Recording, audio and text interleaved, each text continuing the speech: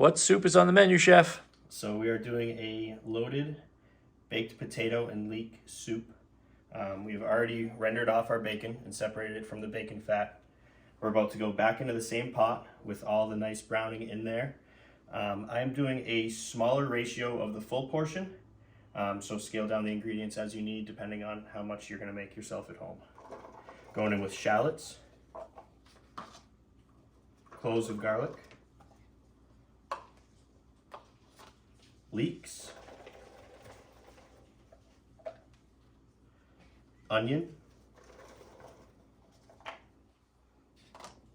celery,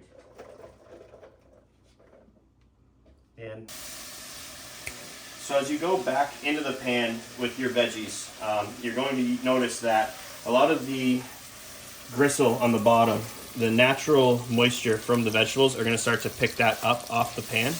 And the big step here is to cook down the vegetables to remove that moisture from the vegetables themselves.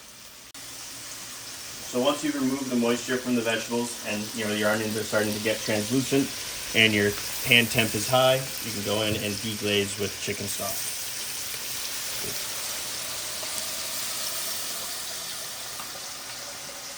So once you've deglazed and the chicken stock has come up to a boil, you'll add your potatoes. For this recipe, I like to go with Yukon Gold because they have a natural butteriness. Make sure you peel them and try and cut them to a similar size so that they cook at all the same time. What you're going to do to the completion of this step is you want to cook the potatoes until all the starches are out and they are fork tender, similar to the consistency and texture of if you're making mashed potatoes. So once the potatoes have simmered in the chicken stock and the rest of the mirepoix, you want them to be fork tender and break apart. And once they are fork tender, you're just going to blend them up. Now, if you don't have an immersion blender or stick blender at home, you can use a regular blender.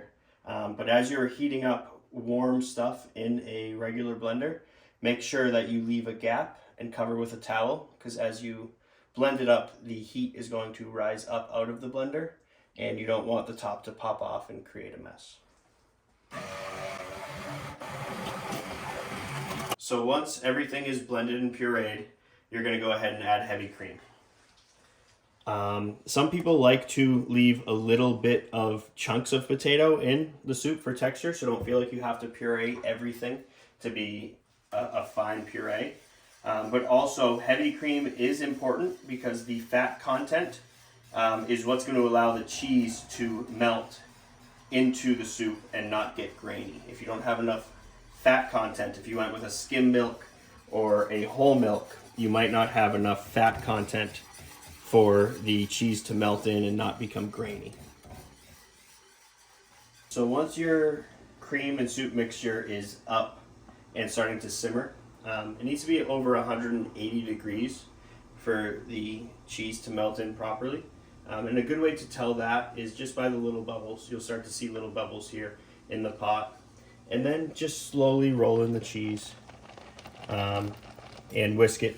You'll see it melt and see the clumps disappear. Don't go all in at once. So salt, pepper to taste. I also like to save a little bit of chicken stock, heavy cream, and cheese just to add in extra if I want a little bit more of those flavors in there, or chicken stock and heavy cream to thin it back out. We garnished with smoked bacon, chives, and sour cream. Enjoy. Take a taste. Let us know. You're up too.